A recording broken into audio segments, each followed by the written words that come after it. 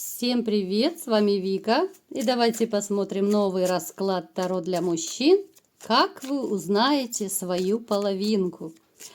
Как всегда, настраивайтесь на расклад.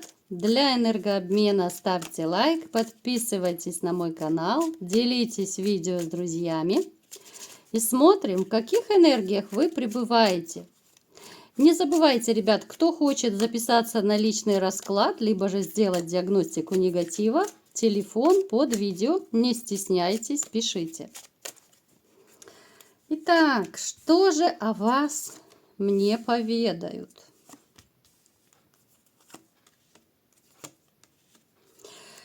Вы такой человек, для которого любовь, чувства, да, вот семья, стабильность, это стоит как бы в приоритете, да. Вот для вас не важны какие-то пьянки, гулянки, да, вот даже работа в каком-то смысле у вас на втором месте. Хоть и говорят многие психологи, что у мужчины работа на первом месте, но у вас настолько важна для вашей жизни, для вашего самовосприятия, вообще для всего, для вас очень важно иметь пару. Вы парный, да, вот говорят, человек это парное существо. Для вас жизненно необходимо иметь рядом любимую женщину. Тогда вы можете любить, творить, у вас крылья вырастают, вы можете горы сворачивать. Когда женщины нет, тогда как бы почва уходит из-под ног, тогда нет мотивации, ничего не хочется делать. У кого-то может даже депрессия начаться. Потому что, для кого, да, суетиться, для себя любимого, сколько мне нужно. Вот в таком даже плане. На данный момент я не вижу у вас рядом женщины, потому что женщина, которую вы любили, осталась далеко позади. Женщина была очень непростая. Женщина, которая очень материально ориентированная. Такая пресловутая любительница денег, любительница подарков, комфорта и все отсюда вытекающего. Я вам скажу, что некоторые из вас все еще любят эту женщину. Особенно это касается тех, кто не так давно разошелся. Относительно не так давно. Не можете вы ее выбросить. Вот не можете из души, из сердца. Вот как бы вы ни старались, вот вы даже можете подозревать, что на вас как будто бы приворот есть, да, вот как будто вы какой-то неведомой силой мысленно, да, тянетесь к этой женщине. Вы других не воспринимаете. Вот особенно те, кто не могут забыть, да, вот вы как-то вообще, для вас другие женщины не существуют. Хотя, казалось бы, вы с этой уже не общаетесь, разошлись. Знаете, вот хочется сказать, что, вот какая-то, особенно последнее время, наверное, такая скучноватая жизнь стала. Нет каких-то ярких таких эмоций, впечатлений. Я не могу сказать, что ваша жизнь бьет ключом. Вот скучно, грустно и одиноко. Вот эти, наверное, 3 такие не очень приятных слова, да, которыми можно описать вашу теперешнюю жизнь. Вот именно одиночество – это то, что вам сейчас не дает покоя. Вот плохо одному, но в то же время вы, ничего не делаете, чтобы начать новые отношения. Есть страх того, что новая женщина попадется чем-то похожей на бывшую. Есть страх того, что женщина будет снова продумана и ориентирована на деньги. Вот эти вот страхи, которые у нас из расклада в расклад переходят, в принципе, это даже не удивительно. Потому что, как бы контингент один и тот же смотрит, как правило, да. Есть момент, когда, знаете, вы вроде бы и чувствуете себя одиноко, но может проиграться какая-то привычка уже к одиночеству.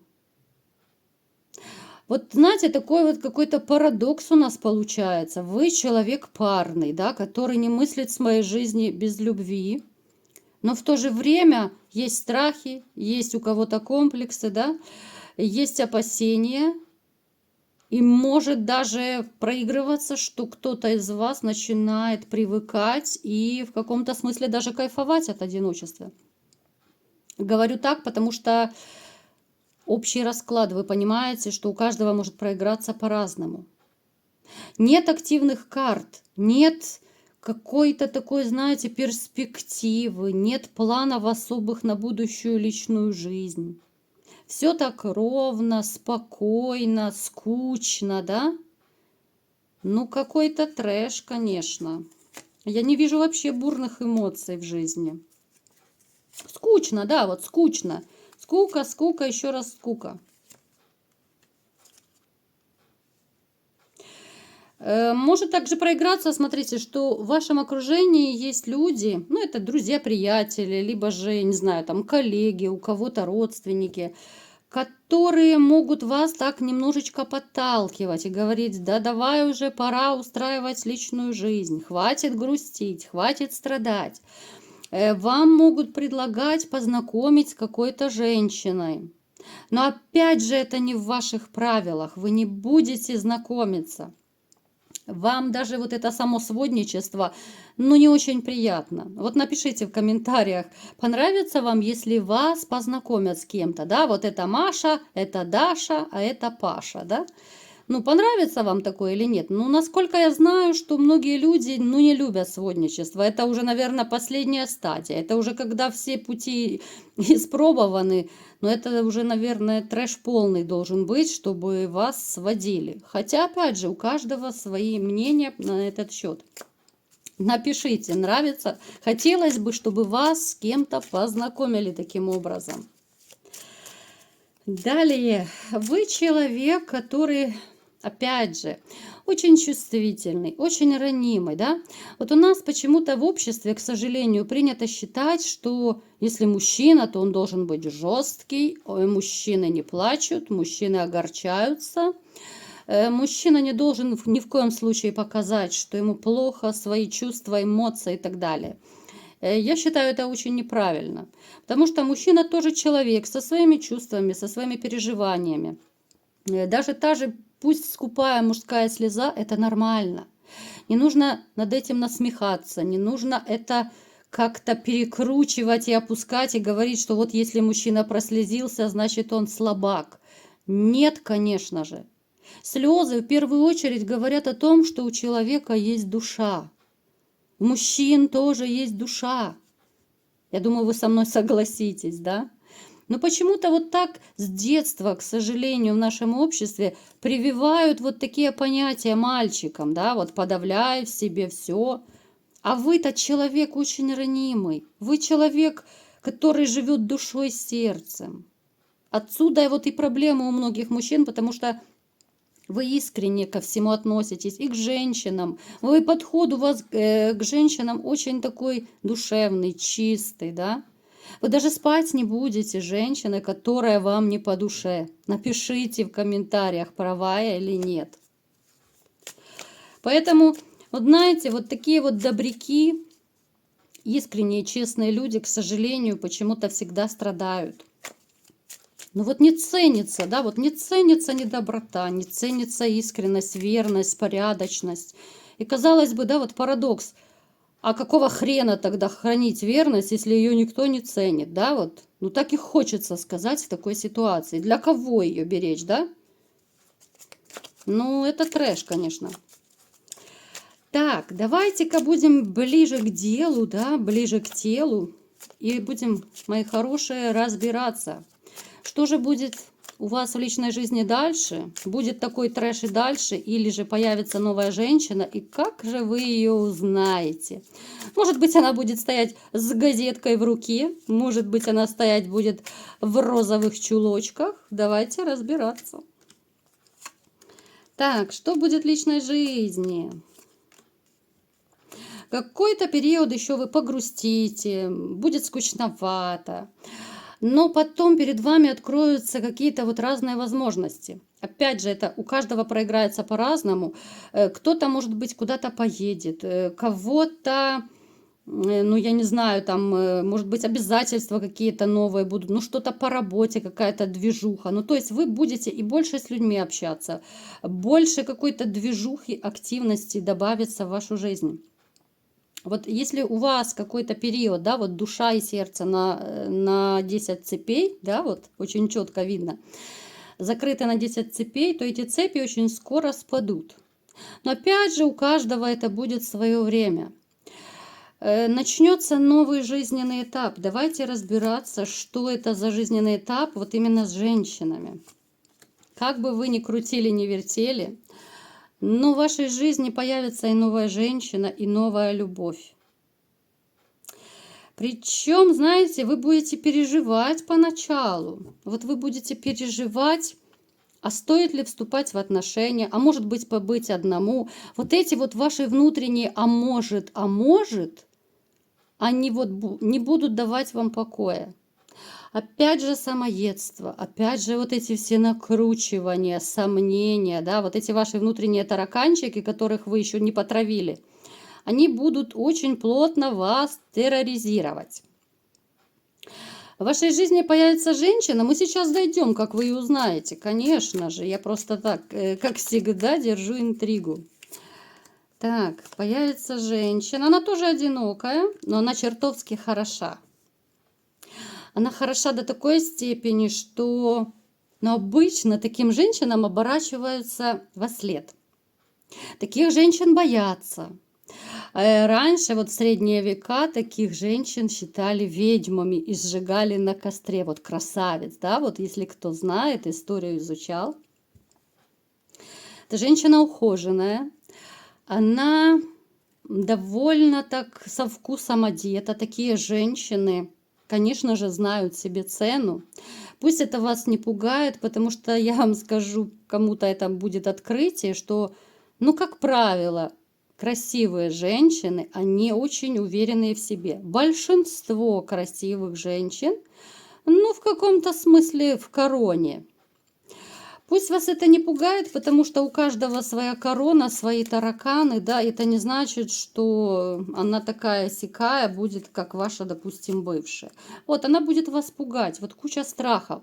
Вы будете поначалу переживать, да, потому что будет казаться, во-первых, чтобы ее не увели, во-вторых, что вы ее можете не потянуть. Потом вам будет казаться, что она может вас застраивать, то есть подавить вас как мужчину, да. Ну, то есть вот эти тараканы, они будут очень плотно аплодировать вам, пока вы будете себя накручивать. Далее, опять же, еще раз говорю, напрасно вы себя накручиваете. Женщина, которая красивая, которая появится в вашей жизни, да, она, ну, абсолютно не из гулящих женщин. Вас этот момент тоже, в принципе, пугает. Может даже проиграться у кого-то из вас, что вы специально будете отдаляться от этой женщины, чтобы, ну, типа такую маленькую проверку ей сделать, как она поведет себя, как она относится к вам, да? Я знаю, что некоторые мужчины, опять же, устраивают проверки, точно так, как и женщины. Правильно это или нет, это уже будет решать каждый, но то, что вы отдалитесь на какой-то период, это да.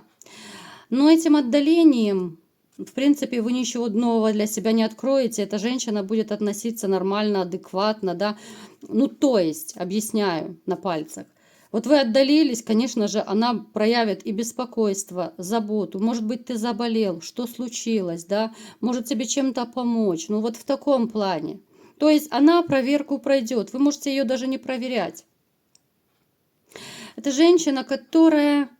В принципе, она самодостаточна. Это женщина, которая, ну, не нуждается в дополнительном спонсоре. Ну, как бы ухаживать за собой, да, и красиво одеваться, это уже немало денег нужно. Я думаю, вы это прекрасно знаете.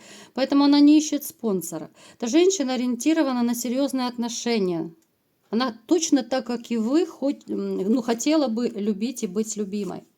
Поэтому не нужно накручивать, не нужно сомневаться. Знаете, такое ощущение, как будто сам дьявол будет вас искушать. Женщина в итоге судьбоносная. Как вы ее узнаете? Барабанная дробь. Эту женщину вы когда увидите, знаете, пробежит как будто мысль, что вот она моя. Вот, ну, я, понятно, своими словами говорю, ну, наподобие, да? Или хочу такую, да, я хочу, чтобы вот такая женщина стала моей, или она станет моей, ну что-то из этого, да. Опять же, у каждого по-своему мысли будут пробегать, но в таком ракурсе. Вот как будто ёкнет, что вот она, да, вот она моя. У кого-то может даже ёкнуть, что это моя жена будет. Вы узнаете свою женщину именно интуитивно. Почему я говорю, что у вас очень хорошо развита интуиция? Довольно часто у нас выходит в раскладе, что у вас есть склонность к эзотерике, да, интуиция та же повышенная. Обращайте всегда на нее внимание. Мы очень часто игнорируем то, что нам подсказывает наша интуиция. Вообще, помимо интуиции, очень много разных знаков посылает нам Вселенная. Но мы почему-то игнорируем эти знаки. Но они на самом деле есть.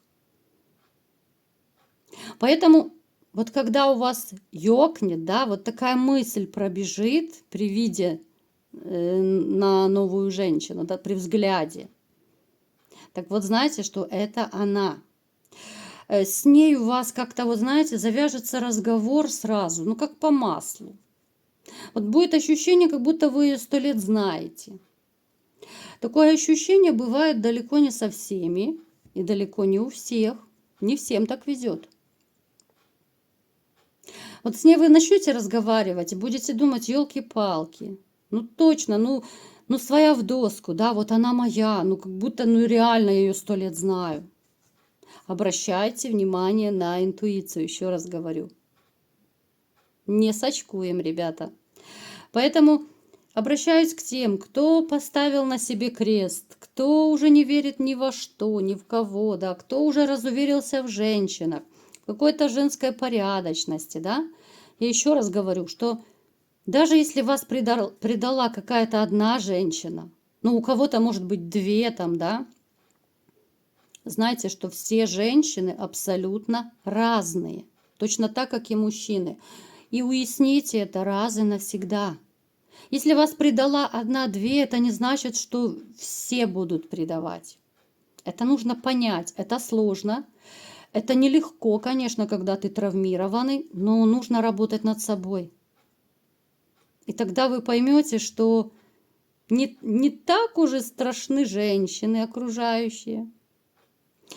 Не так уж страшно окунуться в новую любовь, потому что это будет любовь совершенно с другой женщиной, с новой. И она подарит вам совершенно другие ощущения, возможно, которых у вас раньше с вашими бывшими женщинами даже не было.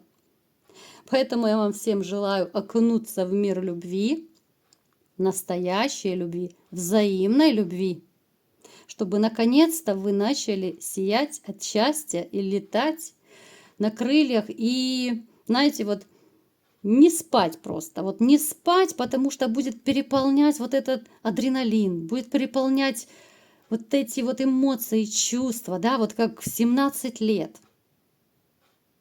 Вот я искренне вам желаю таких ярких ощущений, которых вы заслуживаете. Вот такой был расклад сегодня. Кому понравился, ставьте лайк, подписывайтесь на мой канал, делитесь видео с друзьями. И всем пока!